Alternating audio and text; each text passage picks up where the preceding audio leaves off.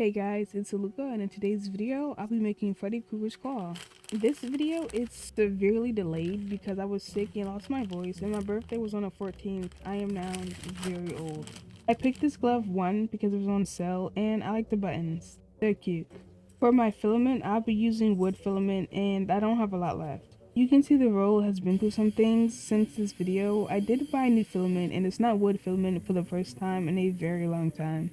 To get started, I loaded up my pin with filament and started to make the hand plate. I have no idea what it's called. Also, for some reason, I thought Freddy had two claws, so I ended up making double everything before I realized he only had one, but unfortunately, that discovery did not come soon. I filled it in across to strengthen the frame, then I began to fill it in a circular motion to not miss any gaps. This does make the filling process even longer, but I started to watch Dan versus again, so I wasn't really paying attention. This is the plate, and you may notice something. And you can see I didn't make the template large enough. This is a common problem for me. I always underestimate how big something is. The next step was making the finger joints, and because the frame was too small, you'd think these would be too small too, right? Well, I did a size test and it looked fine. I'm sure it's completely perfect. I smoothed out all the pieces, and you can see I'm still doing double the work, and I keep doing it for a while.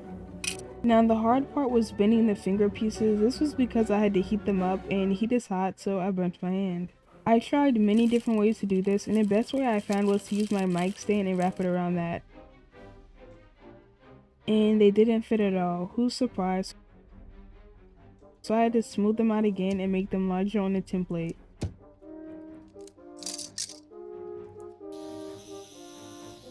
Then I made a new frame and attached solid pieces. I smoothed out the new pieces and they fit perfectly.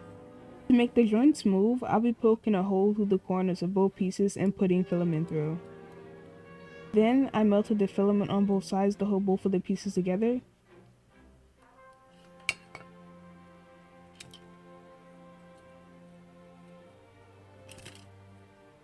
Wow, and they still fit. Not. Moving on, we go back to the plate because it's way too flat and I wanted to add a curve to it. And my idea was to heat up the filament really hot and hope the glove is thick enough to shield my hand from second-degree burns. It worked, I just needed to hold the glove down with something. It also stuck to the glove, which was a plus. Now we move back to the finger pieces because they still don't fit, and to fix this I decided to add tabs to all the pieces.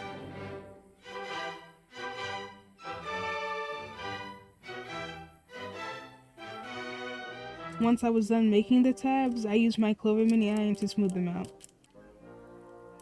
I added the tab directly onto the finger plates.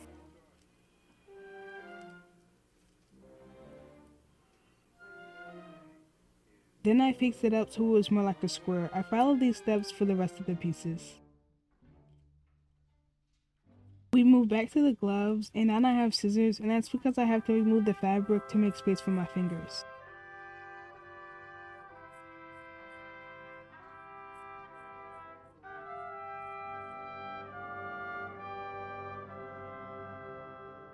Now my fingers can fit flush with the plates. I decided, since I already had the scissors out and I enjoy cutting things, to go ahead and add some more cuts and holds for some detail. This looks a lot scarier in my opinion. I like it. Now it's time to add the finger plates to the hand plate. I did this in the most simple way possible. I heated up the hand plate and stuck the finger plate down quickly, then blended them together.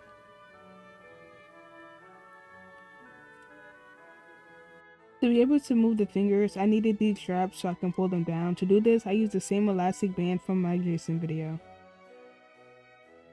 I also made these plates that went on top of the knuckle parts and these bolts off camera.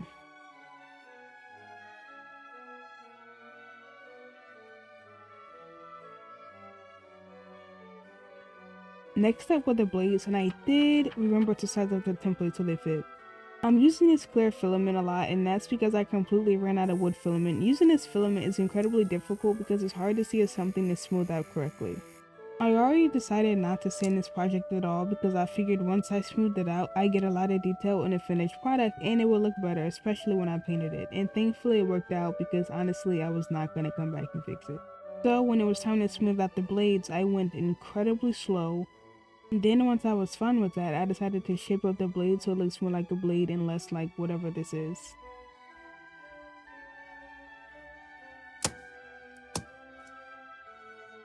I added the blade onto the finger plate with more clear filament,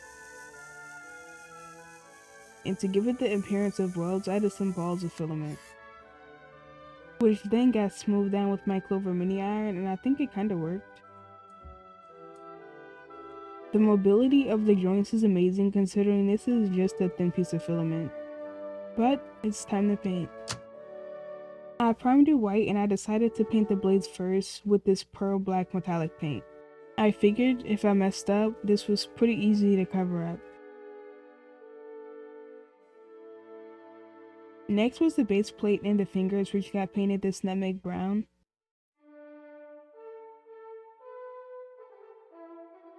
And then I went ahead and painted the bolts gray. I got this new red paint, so I added that to the blades and to the weld. I also brushed the red paint on the hand plate and I also painted the glove red. Then I went back with gray and added it around the edges. Then I blended that in with the same red from earlier.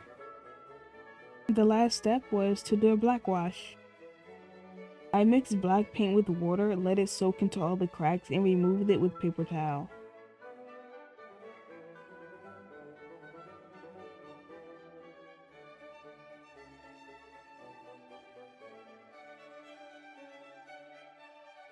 Hopefully you can see what I meant earlier when I said that not sanding it would add a lot of detail. Editing note here, I did go back and add Mod Podge and darker red to this glove. The mobility is still very nice. My next video should be out shortly. Thank you.